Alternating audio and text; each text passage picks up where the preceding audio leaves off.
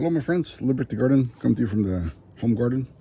And today I have three cypresses to plant here. These are the ones that grow tall, like a candle. And so there's a hole for one. I'm gonna put them here, another one here, right there where this white spot is, and another one where this little hole is, right there. Equally spaced from the fence and from each other. And so these were in pots like this, right? So when you look at the root ball here, you're a planted tree, you know what to do.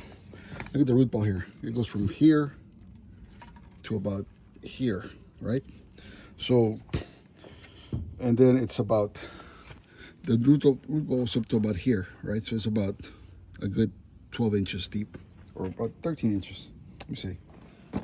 That's 8, yeah, but 12, 13 inches, the root ball. So the hose was about a foot and about 15 inches deep. And so what I did at the bottom, I put some compost from the farm. Look at this beautiful compost. Look at this beautiful thing here. Oh God. Look at this. You pay 10 bucks a bag for this at the local nursery, and it's a little bag. I put 3 of those buckets right there. That's how much dirt came out of the hole, and this one here. So anyway,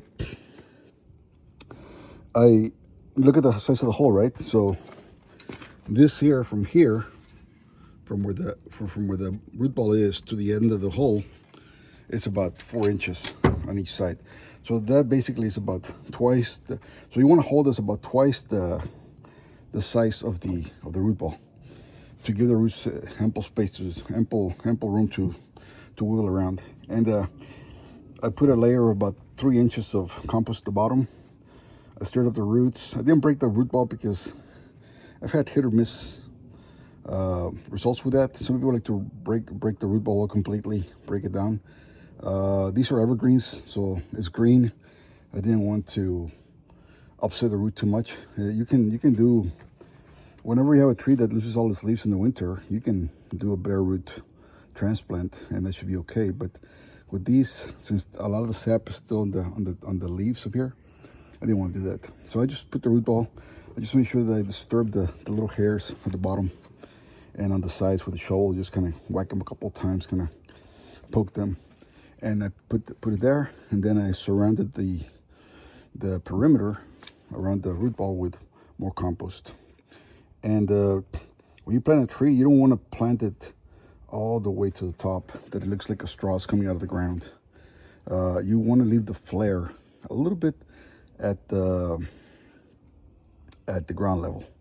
The flare is very important for the trees. They take oxygen through that. You don't want to cover it.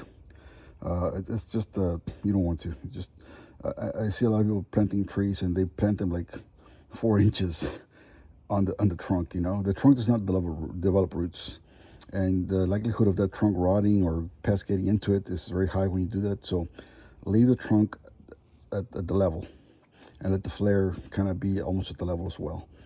And the flare is basically the first little hairs that come, the first little root hairs right below you hit the main roots on the root ball. You know, that's called the flare. You know, something like flaring out. You want to leave that exposed, or like in this case, like this, right? There's a root ball here, and then there's the soil right there. There's nothing wrong with that. It's on purpose, actually. I mean, I could put more compost in there, but I don't want to. Anyway, folks, I got 2 more to go. I hope this helps if you're transplanting a plant, the fruit tree or something. And until next time.